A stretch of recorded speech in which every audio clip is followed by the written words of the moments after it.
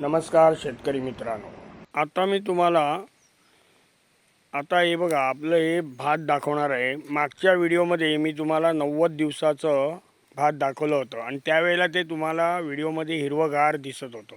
पण आता तुम्ही पाहू शकाल प्रत्येक दाणा आणि दाणा तुम्ही पाहू शकाल। बघा कसा या दाण्यामध्ये तांदूळ तयार झालेला आहे, हे बघा तुम्ही पाहू शकता।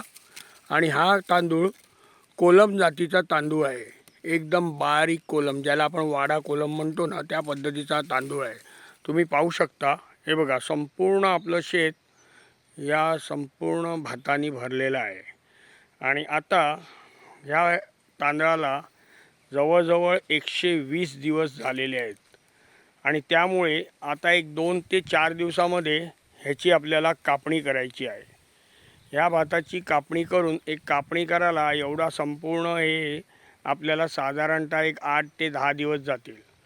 आणि त्याच्यानंतर हे आपलं जसं आपण कापत जाणार तसंच आपण ते सुकवायला ठेवत जाणार, राशीच्या राशी म्हणजे अशा पातळ करून।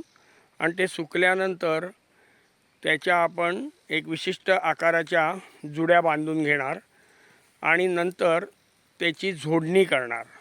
त्याची झोडणी करणार म्हणजे भात आपण आपटून त्याचे दाणे त्या ह्याच्यापासून वेगळे करणार, त्याला झोडणी असं म्हणतात। आणि ही झोडणी झाल्यानंतर ते आपण दाणे त्यांचे जे भात जरा तयार होतं ते भात सगळं आपण व्यवस्थित साफसफाई करून ते पोत्यामध्ये भरून त्याच्यानंतर ते आपण मिलमध्ये पाठवतो। आणि मिलमधून त्याच्यातून आपल्याला समजा आपण एक 100 पोती पाठवल्या तर त्यातून आपल्याला साधारणतः 60 ते 65 पोती तांदळाच्या मिळतात। आणि बाकी त्याच्यामध्ये 35 पोत्यामध्ये एक 10-15 पोती कणी मिळतं, तांदळाची कणी, आणि बाकीचं भुसा वगैरे असा प्रकार असतो। तर या आणखीन कालावधीमध्ये आणखीन 1 महिना जाईल, मी तुम्हाला व्हिडिओ टाकतच जाईन प्रत्येक याचा, एक आठवड्याला मी एक व्हिडिओ तुम्हाला टाकीन।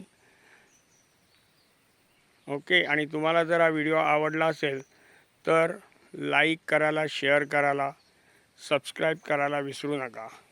धन्यवाद। जय महाराष्ट्र।